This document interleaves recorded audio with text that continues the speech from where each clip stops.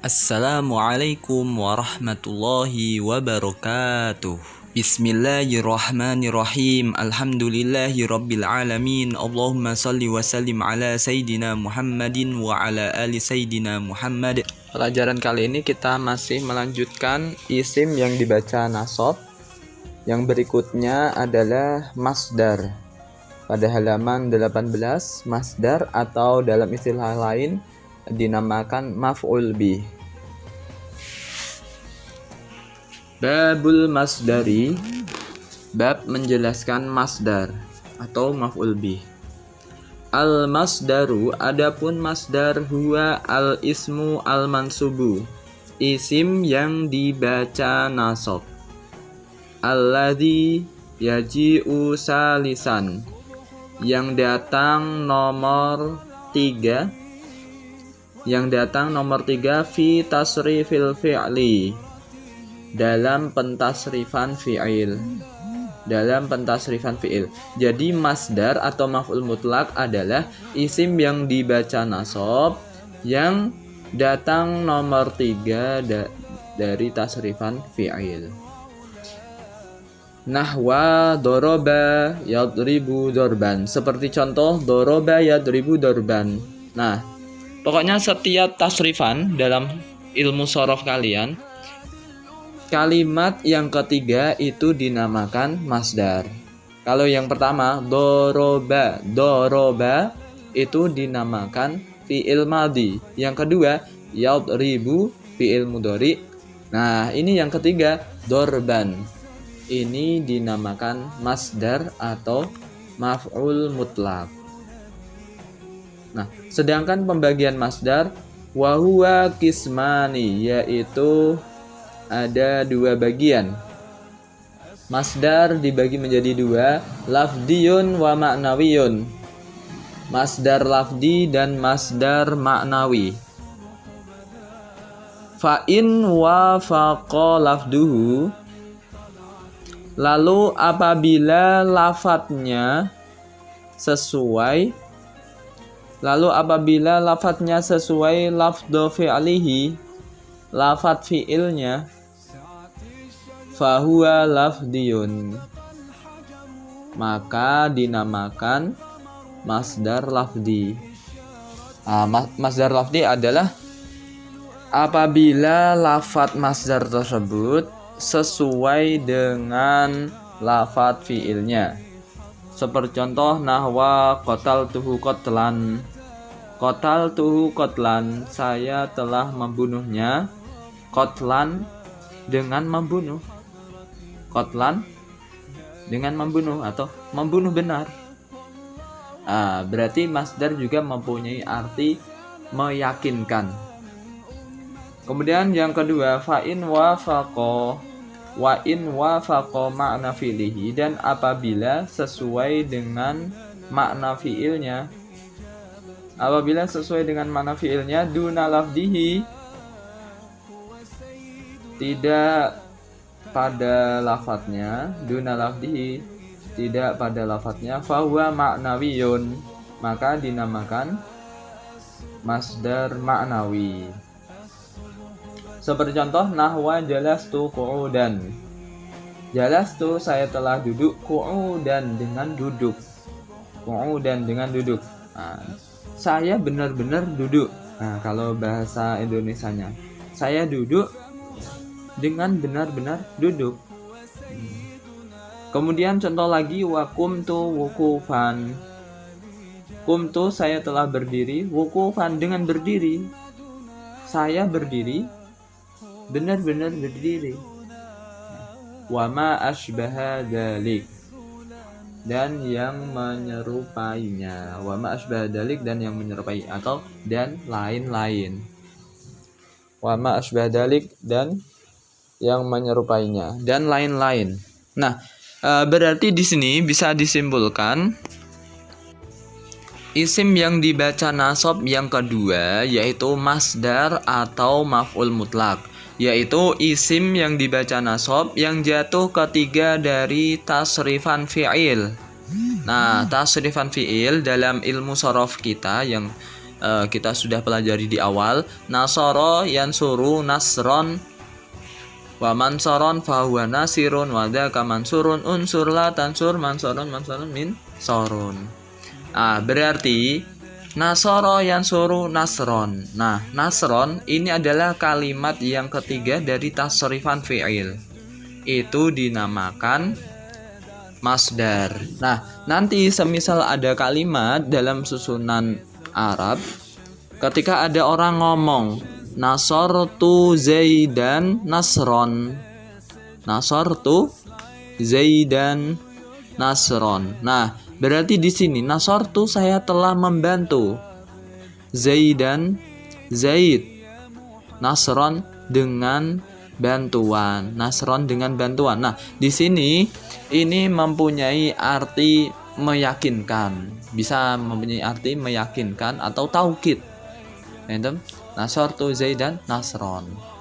Nah, saya benar-benar membantu Zaid. Nah, seperti itu. Nah, di sini ada fiil nasortu nasron. Nah, berarti di sini nanti kita membahas pembagian masdar. Nah, pembagian masdar tersendiri itu dibagi menjadi dua, ada kalanya lafdi dan maknawi. Kalau masdar lafdi itu lafadz masdarnya sama seperti lafadz fiilnya. Nah, ketika ada lafadz masdar kok sesuai dengan fiilnya? Fiilnya berarti jatuh sebelumnya. Contohnya dorobatu dorban. Dorobatu dorban. Dorobtu saya telah memukul, dorban dengan pukulan. Saya telah memukul, benar-benar memukul. Nah, berarti dorban di sini masdar. Masdar yang macamnya apa? Masdar lafdi. Kenapa? Sebabnya fiilnya itu sama-sama menggunakan lafadz doroba, roba. Berarti di sini dinamakan masdar lafdi. Kenapa? Sebabnya lafadz masdarnya sesuai dengan fiilnya. Qataltu qatlan sama qataltu. Qataltuhu qatlan, saya telah membunuh dengan benar-benar membunuh. Kemudian yang kedua ada masdar maknawi. Masdar maknawi tersendiri itu apa? Yaitu lafadz masdarnya berbeda dengan fiilnya, tapi sama dalam maknanya. Lafadznya berbeda, tapi sama dalam maknanya. Maksudnya bagaimana, Ustaz?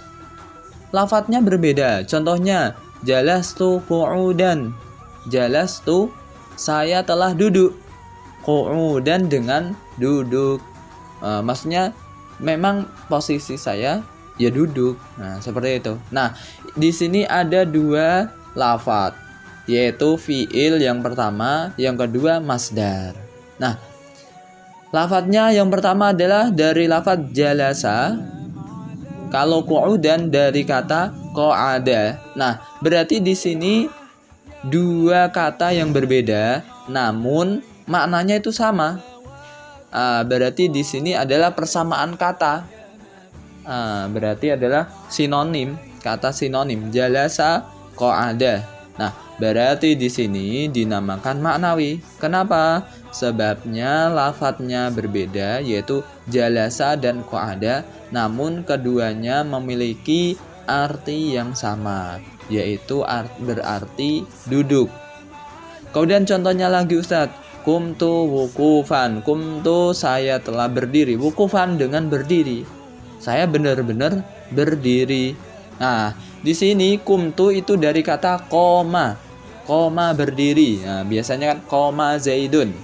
Koma zaidun wukufan. Nah, berarti wukufan di sini diambil dari kata waqafa. Waqafa itu berdiri. Nah, berarti koma dan waqafa lafadznya itu berbeda namun mempunyai arti yang sama. Nah, ini dinamakan masdar maknawi. Dinamakan masdar maknawi. Kemudian isim yang dibaca nasab berikutnya yang ketiga yaitu dhorof. Dhorof Babu dorfiz zamani wa dorfil makani. Bab menjelaskan tentang dorof zaman dan dorof makan. Dorof zaman itu berarti menunjukkan arti waktu. Kalau dorof makan menunjukkan arti tempat. Dorfu zamani, adapun dorof zaman, huwa ismu zaman. Isim zaman.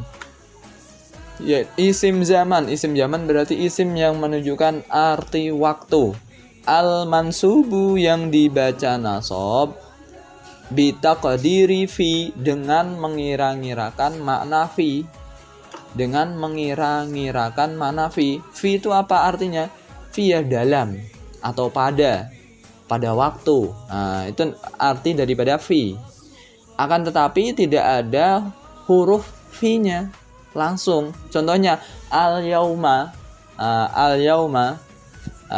suatu hari, al-yauma dalam hari atau pada hari. Nah, pada. Nah, di sini kan harusnya ada lafadz fi-nya kan. Akan tetapi di sini fi-nya nggak ada, tapi masih mempunyai arti fi. Nah, al-yauma pada hari.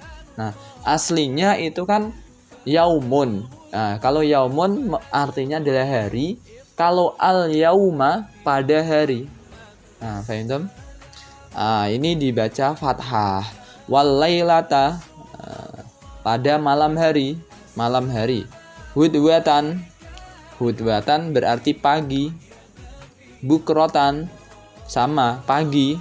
Kalau bukrotan itu pagi-pagi sekali, pagi banget, berarti setelah subuh. Wasaharon, sahar berarti waktu sahur berarti sebelum subuh. Wagodan besok, wa atamah malam. Atamah itu malam atau ketika sudah larut malam, udah gelap. Nah, itu atamah namanya. Wasobahan dan pagi. Sobah punya arti pagi. Wa masaan dan masa. Masa itu sore. Masaan sore. Wa abadan punya arti selama-lamanya. Abadi.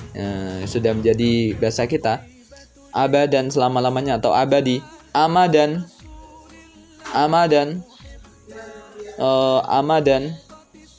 selama-lamanya. Wahinan dan waktu. Hinan ya masa gitu. Hinan. Kalau amadan juga waktu, masa.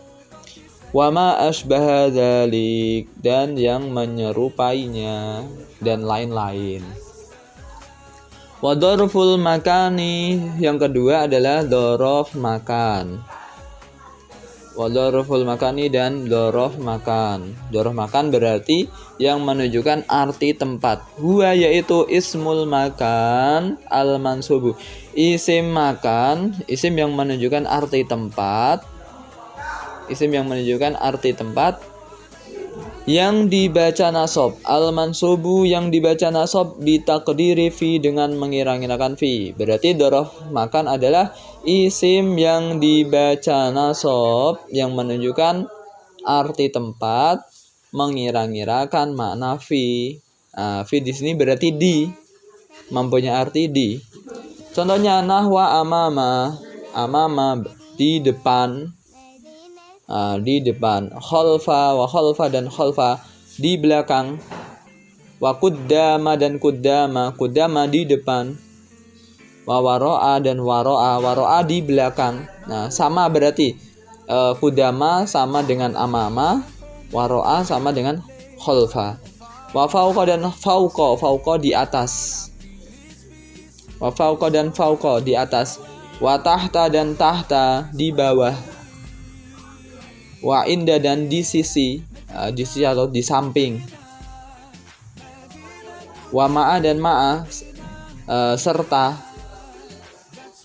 Wa iza'a dan iza'a di hadapan. Wa hida'a dan hida'a setara, ya, atau hadapan atau setara. wa tilqa'ah, dan searah, wasama dan sama di sana, wasama dan sama di sana, wahuna dan huna di sini, wama asbaha dalika, dan yang menyerupainya atau dan lain-lain. Nah, di sini berarti isim yang dibaca nasab yang ketiga yaitu adalah dorof. Nah, dorof, pengertian dorof secara global yaitu isim yang dibaca nasab yang mengira-ngirakan makna fi. Fi itu apa artinya? Fi mempunyai arti pada atau dalam atau di. Nah, seperti itu. Makna fi itu adalah makna fi, bisa diartikan pada, dalam, atau di. Nah, sedangkan dorof tersendiri dibagi menjadi dua. Ada kalanya dorof zaman, yaitu isim yang menunjukkan waktu. Zaman kan waktu, zaman. Contohnya al-lailata. Nah, ini al-lailata, pada suatu malam. Nah, ada pada, faham? Ada artinya pada atau saat. Nah, boleh saat malam, sobahan saat pagi atau pada waktu pagi. Nah, seperti itu. Kemudian yang kedua adalah dorof makan. Dorof makan yaitu isim yang menunjukkan arti tempat. Ketika ada isim menunjukkan arti tempat, contohnya amama, berarti di sini mempunyai arti depan, berarti diartikan di depan. Wa fauqa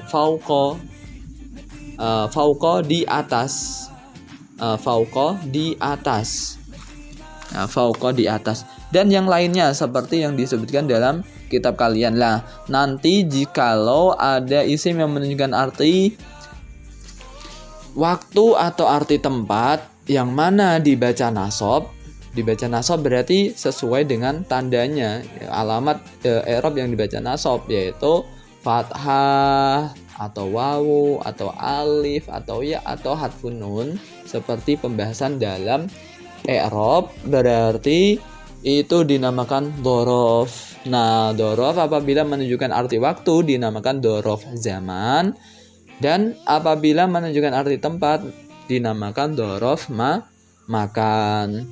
Sampai sini, wallahu a'lam bishawab.